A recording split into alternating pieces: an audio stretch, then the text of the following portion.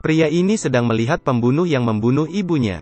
Dia benar-benar sangat kesal, karena orang itu sedang menjalankan reka ulang kejadian, dengan bahagia di depan semua orang dan polisi. Melihat ekspresinya yang bangga, pria itu akhirnya tidak tahan. Dia memukul penjaga yang menghalangi jalan.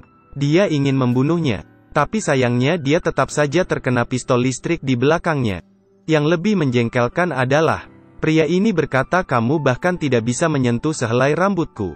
Pria ini bernama Brandon. 4 tahun kemudian, dia tampaknya adalah seorang supir taksi biasa. Namun sebenarnya dia ikut serta dalam sebuah tim yang melawan kejahatan.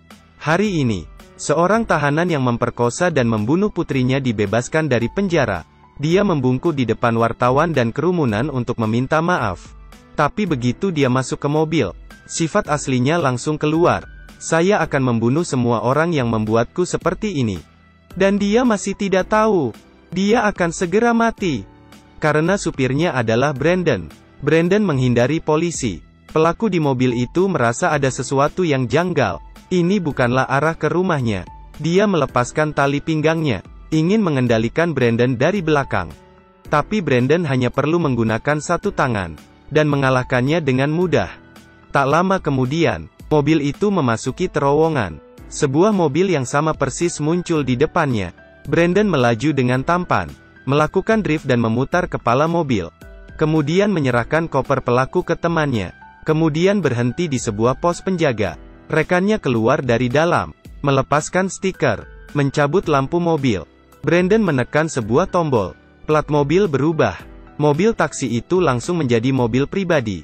Kemudian keluar dari terowongan dan berpas-pasan dengan mobil polisi. Dengan begitu, seorang penjahat yang baru saja bebas dari penjara, hilang dari dunia ini. Ada 5 orang dalam tim mereka. Jen yang merupakan seorang hacker, tukang reparasi mobil Ben dan John, Ketua Sun, dan Brandon yang bertanggung jawab melaksanakan tugas. Dan ketika tidak ada tugas, Brandon tetap seperti biasanya, mengemudi taksi untuk bertahan hidup. Hari ini, dia melihat sebuah mobil Jepang yang terus mengganggu sebuah bus sekolah. Anak-anak itu ketakutan dan menangis. Brandon tidak bisa membiarkannya, jadi dia membantu bus sekolah itu. Tapi dirinya justru dihentikan oleh kelompok preman itu. Brandon tidak ingin mencari masalah. Tapi para preman itu terus memprovokasi. Dia turun dari mobil dengan tenang.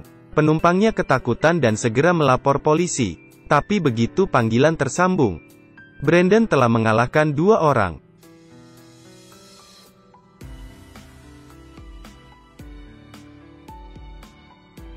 Selama aku berlutut dengan cepat, maka kamu tidak bisa memukulku. Jika Anda sibuk Anda juga bisa tidak datang. Maaf telah mengganggu. Kemudian Brandon pergi dengan hormat para preman. Begitu kembali ke basisnya, mereka mendapat sebuah tugas baru lagi. Wajah gadis ini penuh dengan luka. Tangannya ditutupi dengan perban. Dia melewati pagar pembatas dengan putus asa. Dia menangis berkata tidak ingin mati. Tapi selain bunuh diri, dia tidak memiliki pilihan lain. Saat itu juga, dia tiba-tiba melihat iklan kecil di bawah kakinya yang bertulis, "Jangan cari mati, biar kami membalas dendam untukmu." Dia berhasil menghubungi Brandon dengan nomor yang tertera. Di dalam mobil, Brandon meminta gadis menceritakan pengalamannya, untuk mempermudah membalas dendam. Ternyata, gadis ini memiliki keterbelakangan mental. Meskipun IQ-nya hanya setingkat anak kelas 1. Tapi dia masih ingin mencari pekerjaan untuk mendapatkan uang, agar bisa membeli hadiah untuk anak-anak di panti asuhan. Tapi dia bertemu dengan perantara hitam, yang mengirimnya ke pabrik hitam. Gadis ingin pergi dari sini, tapi dia justru dipukul oleh bos yang jahat, kemudian memasukkan dia ke dalam ember di ruangan dingin. Keesokan harinya, gadis itu telah pingsan. Bos menyiramkan segelas air panas ke wajahnya. Gadis yang tersadar hanya bisa melakukan pekerjaannya, tapi dia tidak ingin menerima nasibnya. Malam itu, saat semua orang tertidur pulas, dia diam-diam melewati dinding dan melarikan diri. Setelah berlari cukup lama, dia akhirnya bertemu sebuah mobil polisi. Awalnya ia mengira dirinya telah selamat, tapi tak disangka polisi justru membawanya kembali ke pabrik. Ternyata polisi bersekongkol dengan mereka. Di musim dingin yang dingin, gadis itu dimasukkan lagi ke ember yang penuh dengan air dingin. Dia menangis dengan putus asa. tapi tidak mendapat kasihan dari siapapun. Sebaliknya membuat mereka semakin senang. Gadis itu hanya bisa patuh pada mereka. Hingga hari itu, dia akhirnya tidak bisa tahan lagi, dan memilih bunuh diri. Orang pabrik langsung membawanya ke rumah sakit ketika menemuinya. Gadis yang terbangun di rumah sakit, mengambil kesempatan saat penjaga masih tertidur. Dia melarikan diri dari rumah sakit, berjalan di jalan raya yang dingin. Gadis tidak tahu dia harus kemana. Brandon yang telah mendengar ceritanya, sangat marah. Gadis mengambil surat yang diberi oleh Brandon, dan datang ke hadapan sebuah mesin permainan. Dia memasukkan koin itu. Permainan taksi dimulai. Pilih warna biru jika Anda ingin mengalahkan orang jahat.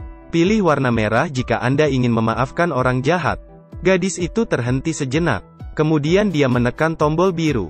Para rekan tim yang tersembunyi di tiap sudut kota mendapat tugas. Mereka segera meletakkan pekerjaan mereka, dan bergegas ke basis mereka. Brandon memakai kacamata hitam, menyalakan mobil. Mobil taksi perlahan naik dari bawah tanah. Balas dendam resmi dimulai. Dan target pertama mereka adalah polisi yang berhati jahat. Sebuah mobil taksi yang memiliki rak besi di depannya bergegas menabrak mobil polisi, tapi dia tidak ada niat untuk memperlambat kecepatan. Brandon menyalakan penyemprotan nitrogen, menginjak gas. Kecepatan mobil mencapai 150. Kemudian dia membanting setir, dan langsung membalikkan mobil polisi. Lalu dia mengambil rekaman mobil, menghancurkan bukti. Polisi bekerja sama dengan pabrik hitam, untuk menyiksa orang disabilitas, memaksa mereka bekerja tanpa upah di pabrik. Dia mendapat karma yang seharusnya. Target selanjutnya, adalah wanita gendut ini. Dia tampaknya adalah seorang juara penjualan di perusahaan asuransi. Tapi di balik itu dia melakukan perdagangan manusia. Dia memperkenalkan orang disabilitas ke pabrik hitam, mendapatkan keuntungan besar, kemudian memotong gaji mereka dengan paksa, untuk menaikkan performanya.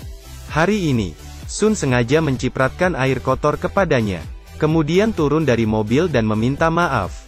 Berkata dia akan membeli asuransi sebagai permohonan maaf. Begitu wanita ini mendengar itu, dia sangat senang. Dengan begitu, dia ditipu memasuki mobil band yang telah berada di belakang mobil, menyenggat wanita hingga pingsan, kemudian memasukkannya ke ember di dalam ruangan dingin. Dia dibekukan secara hidup-hidup. Yang terakhir adalah bos pabrik. Brandon datang ke pabrik untuk memeriksa, dan tidak sengaja bertemu dengan bos. Suasana sangat grogi.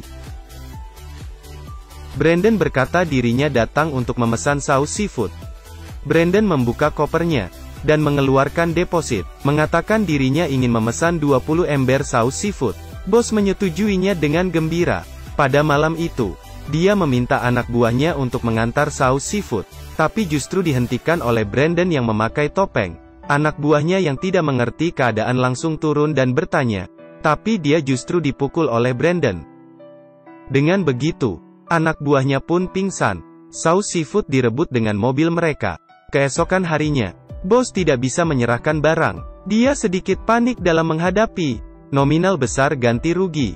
Tapi tak disangka Brandon tidak hanya tidak mengatakan apapun. Sebaliknya dia menambah orderan 20 ember. Pada malam hari, di waktu yang sama, di tempat yang sama, Brandon yang memakai topeng menghalangi jalan anak buahnya. Tapi dia tidak panik, karena kali ini dia telah memanggil bantuan. Tapi preman-preman kecil ini, bukanlah lawan Brandon. Brandon mengalahkan mereka dalam sekejap. Saus seafood direbut lagi.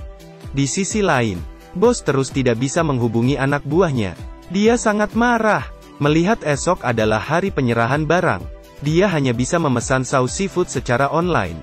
Dan Jen dari tim mereka, telah menjual saus seafood yang mereka rebut di situs online.